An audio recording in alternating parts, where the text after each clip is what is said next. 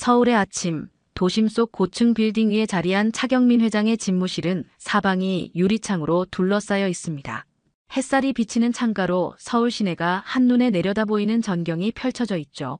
책상은 깔끔하게 정리되어 있고 한쪽에는 오래된 액자가 놓여 있습니다. 사진 속에는 6살 어린 소녀가 곰 인형을 안고 환하게 웃고 있어요. 그 미소는 순수하고 천진난만합니다. 차경민은 매일 아침 출근해서 가장 먼저 하는 일이 이 사진을 바라보는 것입니다. 그는 조용히 사진을 쓰다듬으며 읊조립니다. 유진아, 오늘도 좋은 하루 보내렴. 차경민의 눈에는 깊은 그리움과 후회가 서려 있어요. 30년 전 백화점에서 6살 딸 차유진을 잃어버린 후 그의 인생은 완전히 바뀌었습니다. 아내는 깊은 우울증에 빠져 결국 세상을 떠났고 차경민은 차갑고 냉철한 경영자가 되어 오직 일에만 몰두했죠. 그에게 회사는 상처를 잊기 위한 도피처였고 성공은 공허함을 채우기 위한 수단이었습니다. 노크 소리가 들리고 비서실장 박상훈이 들어옵니다. 박상훈은 오랫동안 차경민을 보좌해온 충실한 직원이에요. 그는 공손하게 고개를 숙이며 말합니다. 회장님, 오늘 스케줄 확인해 드리겠습니다. 오전 10시에 이사회 미팅, 낮 12시에 투자자 오찬, 오후 3시에 신규 프로젝트 보고가 있습니다. 그리고 박상훈은 잠시 말을 멈추고 차경민의 눈치를 살핍니다. 오늘부터 새로운 비서가 합류합니다. 차경민은 사진에서 눈을 떼고 박상훈을 바라봅니다. 그의 눈빛은 날카롭고 차갑습니다. 새 비서? 내가 따로 요청한 적 없는데.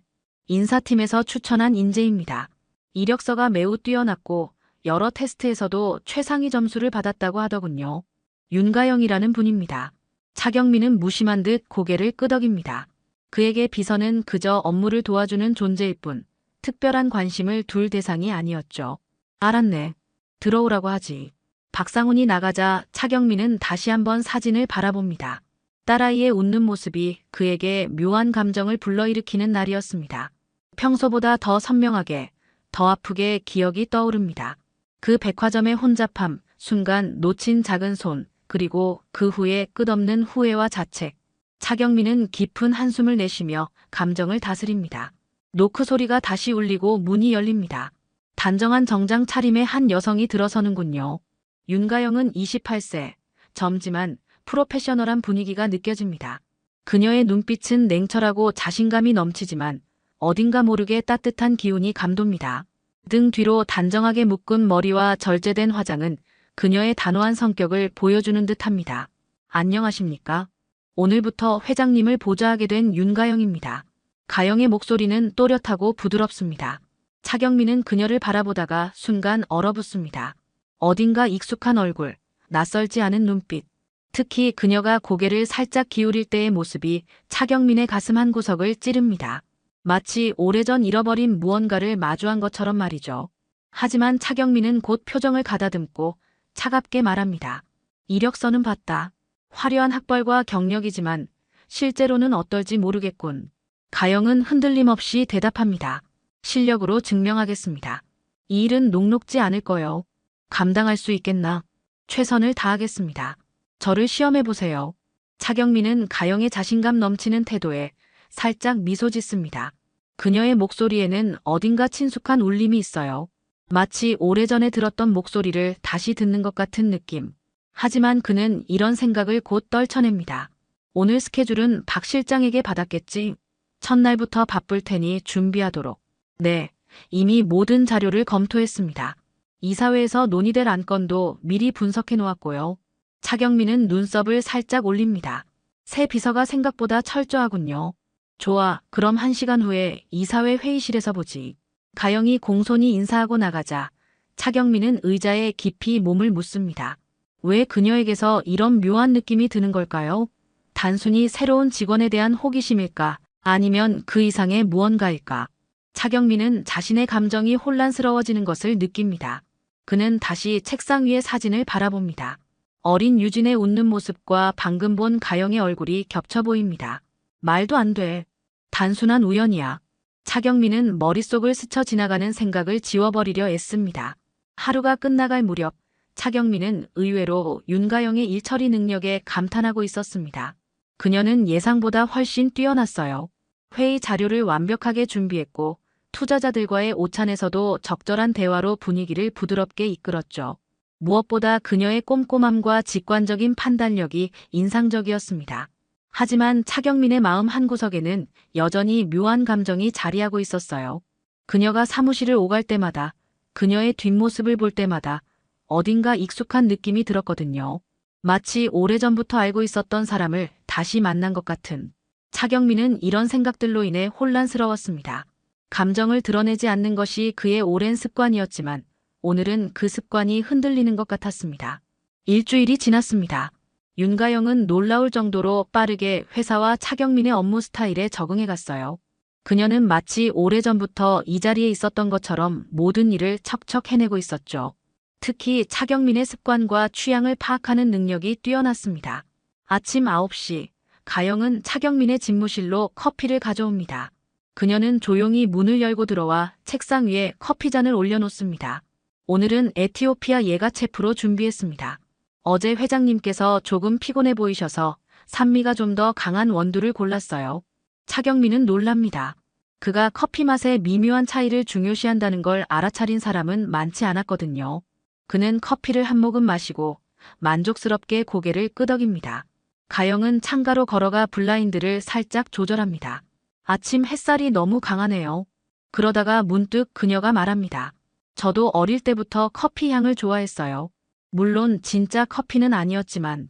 가영은 잠시 회상하는 듯한 표정을 짓습니다. 아버지가 커피에 설탕 한 스푼과 우유 한 방울 넣어주시던 게 생각나요. 사실은 우유에 설탕을 타서 커피처럼 보이게 해주셨던 거였죠. 순간 차경민의 표정이 굳습니다. 그의 머릿속에 오래된 기억 하나가 선명하게 떠오릅니다. 어린 유진이 아빠처럼 커피 마실래요? 라고 졸라대던 모습. 그래서 그가 너도 커피 한잔하며 우유에 설탕을 타서 주던 일. 차경민은 가슴이 덜컥 내려앉는 기분을 느낍니다. 하지만 그는 이런 감정을 드러내지 않고 무심하게 대답합니다. 그런 추억이 있었군요. 이제 오전 회의 준비해야겠네. 가영은 공손히 인사하고 나갑니다. 차경민은 창밖을 바라보며 깊은 생각에 잠깁니다. 단순한 우연일 뿐이야. 많은 부모들이 아이들에게 그렇게 하지. 며칠 후 회사 창립 기념일을 맞아 소규모 회식이 열립니다. 평소엔 이런 자리를 꺼리는 차경민이지만 오늘은 특별히 참석했습니다. 테이블 건너편에 앉은 가영이 물잔을 들 때 차경민은 무언가 특이한 점을 발견합니다. 가영은 물컵을 잡을 때 새끼손가락을 살짝 구부리는 버릇이 있었어요. 그 모습을 본 순간 차경민은 순간적으로 놀랍니다. 저 습관, 유진이도 정확히 같은 버릇이 있었는데 어릴 때 유진은 언제나 컵을 들 때 새끼손가락을 살짝 구부렸습니다. 차경민의 어머니가 숙녀는 그렇게 컵을 들어야 한다고 가르쳐서 생긴 습관이었죠. 그런데 가영도 똑같은 버릇을 가지고 있다니. 차경민은 눈을 몇 번 깜빡이며 현실로 돌아옵니다. 그는 아직 확신할 수 없어 묻지 않았지만 마음속 의문은 점점 커져갑니다. 비 오는 어느 날 오후 차경민과 가영은 외부 미팅을 마치고 회사로 돌아오는 길입니다. 갑자기 비가 세차게 내리기 시작하자 차경민은 무심코 비 오는 날 우산놀이라는 말을 합니다. 가영은 잠시 생각에 잠기더니 말합니다. 어디서 많이 들어본 것 같아요. 비 오는 날 우산놀이. 이상하게 친숙한 말이네요. 차경민은 걸음을 멈춥니다. 그의 심장이 빠르게 뛰기 시작합니다. 우산놀이는 그와 어린 유진이 함께 비를 맞으며 하던 놀이였어요. 그들만의 비밀놀이였죠. 가영이 그 말에 반응한다는 것은 그냥 옛날 생각이 나서 한 말이에요. 차경민은 담담한 척하며 대답합니다. 하지만 그의 마음은 점점 혼란스러워져 갑니다. 그날 밤 차경민은 잠을 이루지 못했습니다. 윤가영에게서 본 여러 단서들이 머릿속을 맴돌았어요. 커피를 마시는 방식, 물컵을 잡는 습관, 우산놀이라는 말에 대한 반응. 이 모든 것이 우연일 수는 없다는 생각이 들었죠. 하지만 그는 여전히 확신할 수 없었습니다. 30년이라는 세월이 흘렀고 어린 딸의 모습은 기억 속에서 점점 희미해져 가고 있었으니까요. 차경민은 침대에서 일어나 서재로 향합니다. 그곳에는 오래된 나무 상자가 있었습니다. 그 안에는 유진과 관련된 모든 물건들, 그리고 백화점 실종 사건의 기록들이 고스란히 보관되어 있었어요. 그는 떨리는 손으로 상자를 열고 오래된 서류들을 꺼냅니다. XX 백화점 실종 사건 보고서라고 적힌 서류가 눈에 들어옵니다. 보고서에는 사건 발생 장소와 시간, 당시 상황 등이 상세히 기록되어 있었죠. 그는 특히 실종 장소를 주목합니다. XX백화점 3층 장난감 코너 근처. 그날의 악몽 같은 기억이 다시 살아나는 것 같았습니다.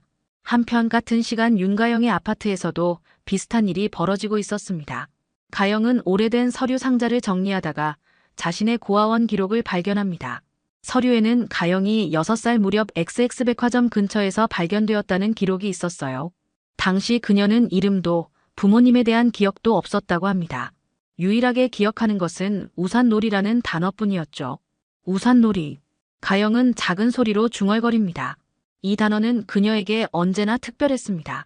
비가 오는 날이면 왠지 모를 그리움과 행복감이 동시에 찾아왔고 우산놀이라는 말은 마음 깊은 곳에서 따뜻한 감정을 불러일으켰어요. 다음 날 아침, 차경민은 평소보다 일찍 회사에 도착합니다. 그는 조심스럽게 인사팀에 연락해 윤가영의 개인 정보를 요청했어요. 1시간 후 인사팀으로부터 자료가 도착합니다. 윤가영은 고아원에서 자랐고 특출난 성적으로 장학금을 받아 대학을 졸업했다는 정보가 있었습니다. 그녀의 부모님에 대한 정보는 전혀 없었어요. 차경민은 깊은 한숨을 내쉽니다. 이 정보만으로는 확신할 수 없었으니까요. 그때 가영이 노크 소리와 함께 들어옵니다. 회장님, 오전 회의 자료 가져왔습니다. 차경민은 가영을 유심히 바라봅니다. 그녀의 눈빛, 미소, 말투, 모든 것이 어딘가 익숙하게 느껴졌습니다. 마치 오래전부터 알고 있었던 사람처럼 말이죠. 회장님, 괜찮으신가요? 가영이 걱정스럽게 묻습니다. 아, 네. 괜찮아요. 조금 피곤해서 그래요. 가영은 미소 지으며 말합니다. 오늘 회의 후에 휴식을 취하시는 게 어떨까요? 건강이 최우선이니까요. 그녀의 따뜻한 말투에 차경민은 마음이 동요됩니다. 이 아이가 정말 내 딸일까? 내가 30년간 찾아 헤맨 유진이가 바로 이 아이일까? 차경민은 이 생각을 떨쳐내려 애쓰지만 마음속 의문은 점점 커져만 갑니다. 차경민의 의심은 나날이 커져갔습니다. 그는 평소와 달리 조용히 가영의 모든 행동을 관찰했어요.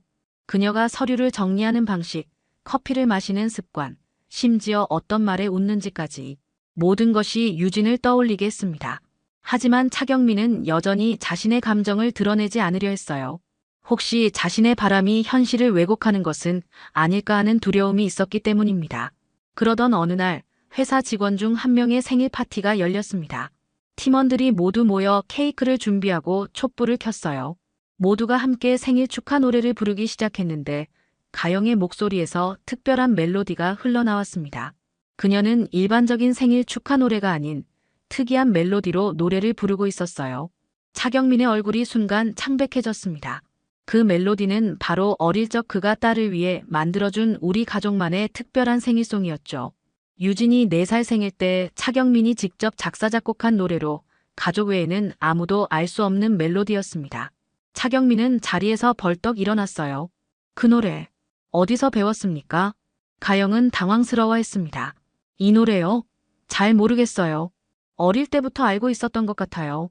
그냥 익숙해서 무심코 불렀는데 무슨 문제라도 있나요? 차경민은 깊은 숨을 내쉬며 자리에 다시 앉았습니다. 아니요. 그냥 제가 예전에 들어본 노래 같아서요. 하지만 그의 마음은 더욱 확신으로 가득 찼습니다. 회사 창립 20주년 기념 행사가 열리는 날 행사장은 화려하게 꾸며졌고 직원들은 들뜬 분위기였습니다. 축사가 끝나고 기념사진 촬영이 시작됐어요. 사진사는 마지막으로 차경민과 그의 비서인 가영만 따로 촬영하자고 제안했습니다. 회장님과 비서님, 나란히 서주세요. 좋은 기념사진이 될 것 같습니다. 두 사람이 나란히 서서 카메라를 향해 미소 짓는 순간 주변에서 작은 탄성이 흘러나왔어요. 두 분이 정말 닮으셨네요. 차경민은 그 말에 순간 굳어졌고 가영도 어색한 표정을 지었습니다.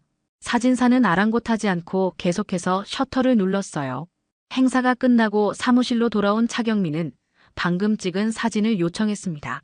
그는 사진을 받자마자 자세히 살펴보기 시작했어요. 나란히 선 두 사람의 모습. 그들의 눈매, 미소, 심지어 턱선까지 놀라울 정도로 비슷했습니다. 차경민은 서랍에서 오래된 가족 사진을 꺼내 비교해 보았어요. 어린 유진의 웃는 모습과 지금의 가영이 웃는 모습은 마치 시간을 초월한 듯 똑같았습니다. 이건 단순한 우연이 아니야. 차경민은 작은 소리로 중얼거렸습니다. 그의 마음속에는 이제 거의 확신에 가까운 감정이 자리 잡고 있었어요. 그날 밤 차경민은 오랜 친구이자 대형병원 원장인 김민석에게 전화를 걸었습니다. 민석아, 나 좀 도와줄 수 있나? DNA 검사를 좀 해야 하는데. 아주 비밀리에 진행해야 해. 이틀 후 차경민은 회사에서 중요한 프레젠테이션을 준비하고 있었습니다. 회의실에는 차경민과 가영 단둘뿐이었어요. 가영이 집중해서 메모를 하는 모습을 보던 차경민은 그녀가 연필을 잡는 방식에 눈이 갔습니다. 중지와 엄지로 연필을 단단히 붙잡고 검지를 살짝 구부려 연필 위에 올려놓는 특이한 방식이었어요. 차경민의 심장이 빠르게 뛰기 시작했습니다. 그것은 어린 유진이 연필을 잡던 방식과 똑같았어요.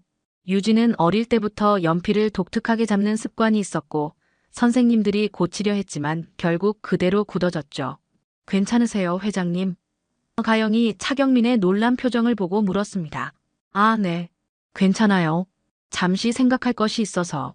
그날 오후 김민석으로부터 전화가 왔습니다. 결과가 나왔네. 내가 직접 검사를 감독했고 2번 확인했어. 실수의 여지는 없어. 차경민의 손이 떨렸습니다. 그래서 결과는 부녀관계 99.99%야. 경민아, 그 사람이 내 딸이 맞아. 차경민은 한동안 말을 잇지 못했어요. 그의 눈에서는 뜨거운 눈물이 흘러내렸습니다. 30년 동안 찾아 헤맨 딸이 바로 곁에 있었다니. 고마워, 민석아. 정말 고마워. 차경민은 더 이상 기다릴 수 없었습니다. 그는 가영을 사무실로 불렀어요. 가영 씨. 아니, 유진아. 가영의 얼굴에 당혹감이 스쳐 지나갔습니다. 네. 무슨 말씀이신지. 내가 내 딸이야. 30년 전 백화점에서 잃어버린 내 딸 차유진이 바로 너라고. 가영은 놀란 표정으로 물러섰어요. 무슨 말씀이신지 모르겠습니다. 차경민은 DNA 검사 결과지를 꺼내 가영에게 건넸습니다. 이건 DNA 검사 결과야. 내가 내 딸이라는 증거지. 가영은 떨리는 손으로 서류를 받아들였어요. 그녀의 얼굴이 점점 창백해졌습니다. 이게 어떻게? 나도 처음엔 믿기 힘들었어. 하지만 내가 커피를 마시는 방식, 물컵을 잡는 습관, 우산놀이라는 말에 반응하는 모습, 모든 것이 내 딸 유진을 떠올리게 했어. 그리고 내가 연필을 잡는 방식, 그것이 결정적이었지. 가영은 한동안 말없이 서 있었어요. 저는 제가 누구인지 모르겠어요. 차경민은 조심스럽게 다가갔지만 가영이 물러서자 멈췄습니다. 시간이 필요하다는 거 알아. 이해해. 저는 좀 시간이 필요할 것 같아요. 이 모든 것이 너무 갑작스러워서. 물론이야. 내가 원하는 만큼 시간을 가져. 가영은 서둘러 사무실을 나갔고 차경민은 창가에 서서 그녀의 뒷모습을 바라보았습니다. 30년을 기다린 재회였지만 아직 시작에 불과했어요. 앞으로 갈 길이 멀었지만 차경민의 마음속에는 희망이 피어나고 있었습니다. 차유진, 아니 아직은 윤가영은 차경민이 자신의 친부라는 사실을 알게 되었지만 오랫동안 잃어버렸던 기억과 새로운 정체성에 대한 혼란으로 쉽사리 받아들이지 못했습니다. DNA 검사 결과가 명백하게 그들의 관계를 증명했지만 그녀의 마음은 여전히 혼란스러웠어요. 제가 누구인지 모르겠어요. 가영은 떨리는 목소리로 말했습니다. 이 모든 게 너무 갑작스러워요. 차경민은 그녀의 마음을 이해한다는 듯 고개를 끄덕였습니다. 시간이 필요하겠지.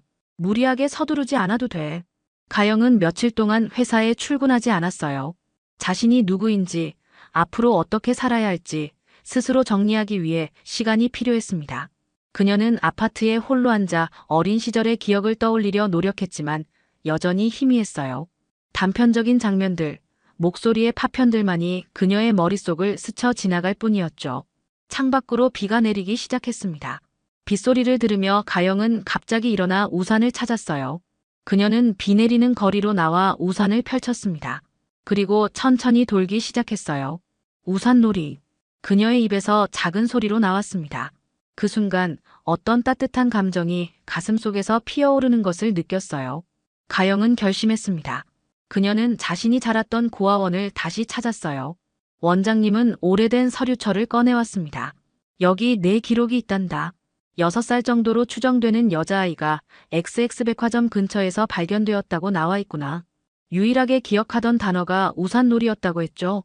내가 처음 왔을 때 곰 인형을 찾으며 많이 울었단다. 곰돌이라고 부르면서.